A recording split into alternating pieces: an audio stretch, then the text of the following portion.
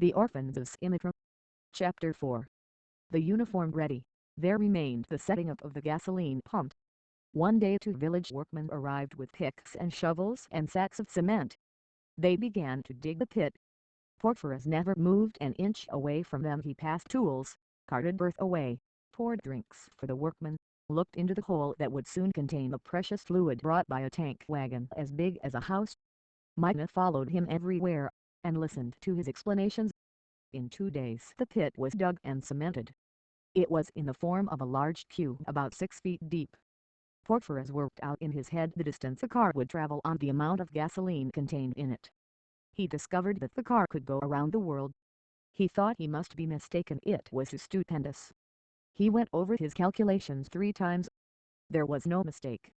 That evening, at supper time, his sister went to look for him, since he had not returned to the house.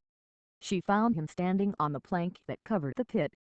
He was holding an old inner tube from a bicycle as if it were a hose, and talking to invisible people. "How many, sir?" "I, Porphyros Patragos, garage hand of the magnificent Patragos station service. I can enable you to go right around the world in 1 lap." "Yes, sir, around." "Open all your tanks." "Shall we say 250 gallons, then?" "Goodbye, sir, and I hope you have a good journey. Perhaps you would be good enough to greet the Zulus for me, in the name of Porphyros Patragos." A shout of laughter from Mina interrupted his gasoline sale, but he could not be angry with his sister. Porphyros' excitement reached such a peak that it infected the whole household. Everyone forgot the nasty accident that could so easily have had tragic consequences. Papa Christopher, for his part, was won over entirely by his son's enthusiasm.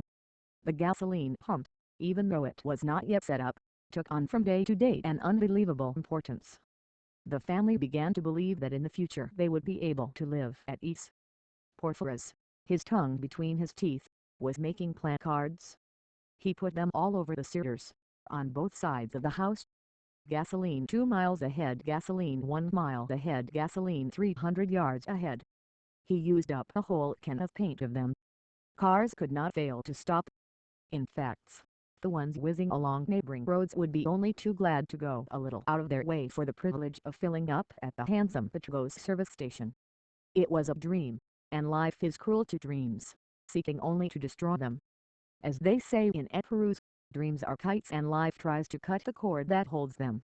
One evening, Porphyros was on his way back with his empty milk can, pretending that he was pumping gallon after gallon of gasoline, when suddenly he halted. In the deepening dusk he thought he saw a moving shadow. He could not have said for certain whether it was man or beast, but he was quite sure that the shadow had moved. Without waiting to find out what it was, he broke into a run and raced down the road. For the rest of his journey, he forgot to count his gallons of gasoline. When he got home, he lost no time in telling Mina he had seen on the high road. "It was so queer, Mina. I was really scared." Mina listened carefully and seemed very troubled. Almost at once she said, "Porphyros, I've been frightened too." "Have you been seeing moving shadows?" "No. But while I was turning the grapes that are drying on the terrace, I saw the first swallow of autumn. She flew around her nest for ages before she perched on it, as though she was afraid to come back. Mother says it's a bad omen." "What does that mean, Porphyros?" "They say it's a bad sign." Then he added, "You mustn't believe in bad signs, Mina, any more than I should believe in shadows that move. Just think about the dress you'll be having when the gasoline pump is set up. What color will choose? Red, with white flowers, and birds. Well, then, just think hard about your dress."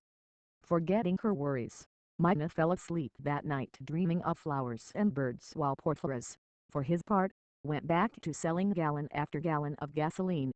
A few weeks before, together with their big brother Constantine, they had gone back to their attic bedroom, for the night grew cold near dawn.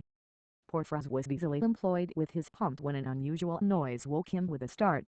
Something odd had just happened in the house, and this time he was not imagining things. Constantine and Mina had both given a jump. Below them, their parents were whispering together. "What is it?" said Mina, terrified. Constantine struck a light and looked around the loft. Suddenly he began laughing as he pointed to a picture frame leaning against the wall in a shower of broken glass. It was a picture of Papa Christopher in the uniform of a sailor of the Greek fleet, taken 20 years before. Only a nail that's given way. It's nothing. Go to sleep again. But as he was going back to the pallet, he saw another small picture, equally shattered, at the foot of the opposite wall. "I'm scared," said Mina. "I'm scared." Constantine shrugged his shoulders, and, to reassure her, explained the double fault. "It's only the damp, it's softened the plaster. Go to sleep again." The loft was plunged in darkness once more. For his sister's sake, Porphyros pretended to go to sleep, snoring a little, but he too was disturbed. He thought of the shadow he had seen on the road, of the swallow that would not come back to nest beneath the eaves.